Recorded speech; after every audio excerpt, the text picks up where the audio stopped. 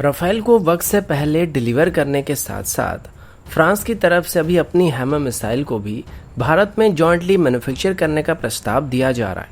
Quad में European countries के शामिल होने के चांसेस बढ़ने के साथ साथ चाइना अभी भारत के पड़ोसी देशों को अपने साथ मिलाकर एक अलाइड पावर को बनाने की कोशिश करने लगा है ताकि क्वाड को काउंटर कर सके। रशिया की तरफ से अभी पहली बार अपनी मेड यूएवी को एक्सपोर्ट करने के लिए क्लियरेंस दिया जा रहा है और अंत में आखिर किस वजह से पाकिस्तान के हर एक आर्मी चीफ अपने रिटायरमेंट के बस कुछ ही समय पहले ही भारत के साथ शांति कायम करने की बात करते हैं। ऐसे ही कुछ और खबरों के बारे में हम आज की वीडियो में बात करने वाले हैं।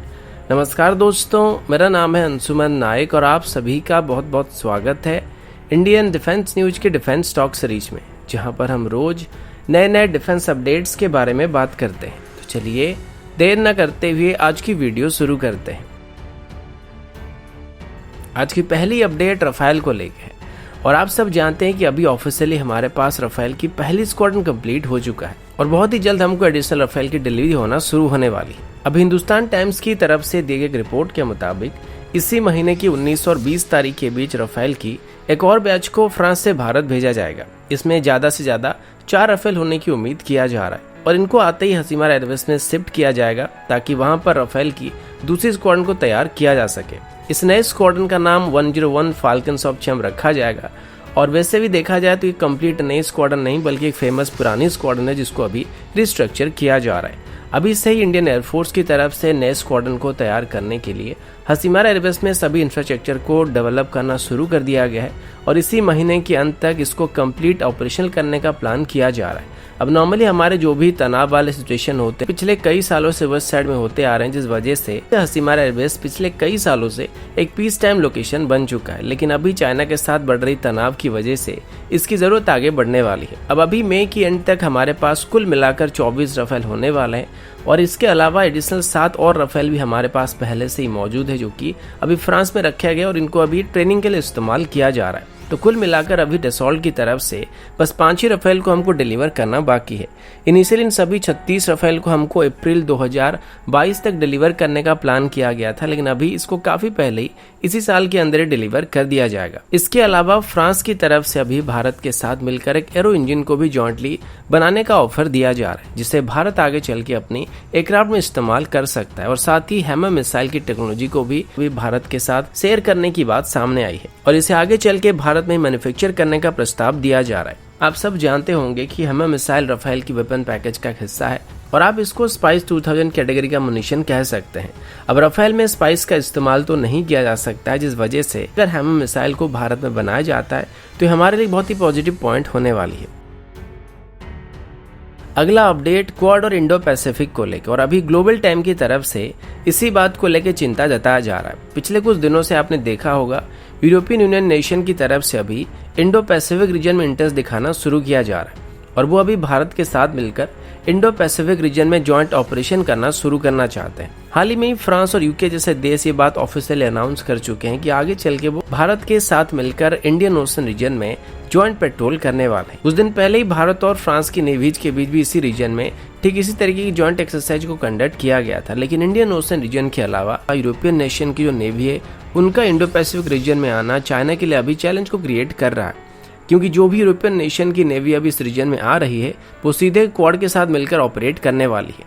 अभी यूके की एयरक्राफ्ट कैरियर क्वीन एलिजाबेथ भी इंडियन ओशन से होते हुए जापान की सी तक जाने वाली है। अब यहाँ पर चाइना का ये कहना है कि ये सब यूनाइटेड स्टेट की तरफ से जानबूझकर किया जा रहा है। यूएस की तरफ से अभी चाइना को काउंटर करने के लिए नाटो की तरह एक मजबूत संगठन को इंडो पैसिफिक रीजन में बनाने की कोशिश किया जा रहा है। यहाँ पर भारत की तरफ एम करते हुए चाइना की तरफ से कहा गया था कि यूनाइटेड स्टेट की प्लान में हालांकि कुछ एशियन कंट्री शुरू से ही शामिल हो रहे हैं, लेकिन उम्मीद है कि यूरोपियन नेशन इसमें शामिल नहीं होने वाले हैं। लेकिन अगर ऐसा हुआ तो इसमें शायद आगे चल के और भी कंट्री शामिल हो सकते हैं और इसे आगे चल के अब तक का सबसे मजबूत संगठन बन सकता है।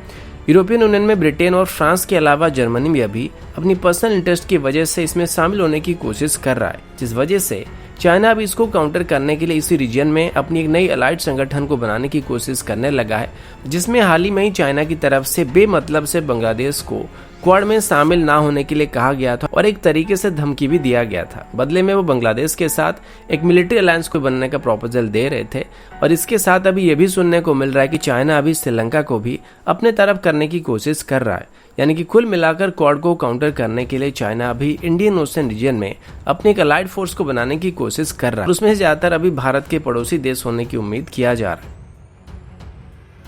अगला अपडेट भारत और पाकिस्तान को लेके। पिछले कुछ दिनों से आपने देखा होगा पाकिस्तान के आर्मी चीफ जनरल बाजवा की तरफ से और उनकी लीडर्स की तरफ से भारत के साथ अमन कायम करने की बात किया जा रहा है। और ये सब सुनने के बाद थोड़ा अजीब सा लग रहा है, क्योंकि आमतौर पर ऐसे स्टेटमेंट सुनने को नहीं मिलते हैं।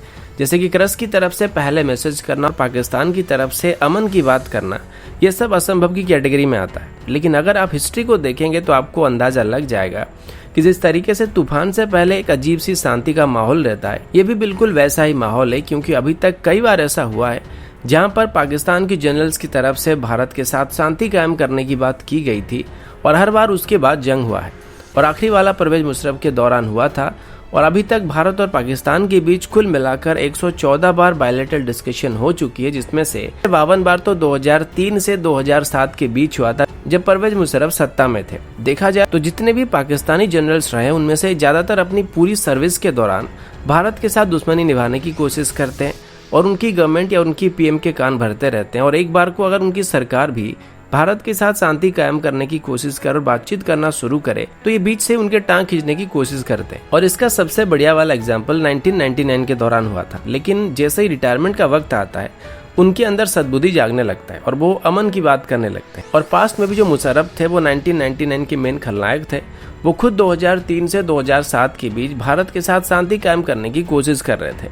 अभी एक बार फिर से हम वही वाले दौर से गुजर रहे हैं, क्योंकि अभी जनरल बाजवा रिटायर होने वाले हैं और जिस तरीके से अंतिम समय में लोग अच्छा काम करने की कोशिश करते हैं वो शायद अभी वैसा ही करने की कोशिश कर रहे हैं। पर असल में बैकग्राउंड में और भी कई सारे बातें चले और कई सारे इशू भी हैं, क्योंकि पहले से ही पाकिस्तान की इकोनॉमिक कंडीशन काफ़ी ख़राब चल रही है।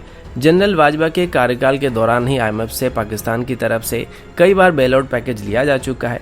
FATF की ग्रे लिस्ट में पाकिस्तान आ चुका है। वहीं पर पाकिस्तान अपनी सभी मेन अलाइड कंट्रीज को भी खो चुका है और अभी सिर्फ चाइना और टर्की जैसे देश उसको सपोर्ट कर रहे हैं। और आगे चल के जब चाइना का पैसा लौटाने का वक्त आएगा और ये लोन को चुका नहीं पाएंगे, तब चाइना सबसे पहले पाकिस्तान के ऊपर कब्जा करना शुरू करने वाला है। तो इसी वजह से वो अभी भारत के साथ दोस्ती कायम करने की कोशिश कर रहे हैं ताकि अपनी इकोनॉमी को थोड़ा सुधार सके।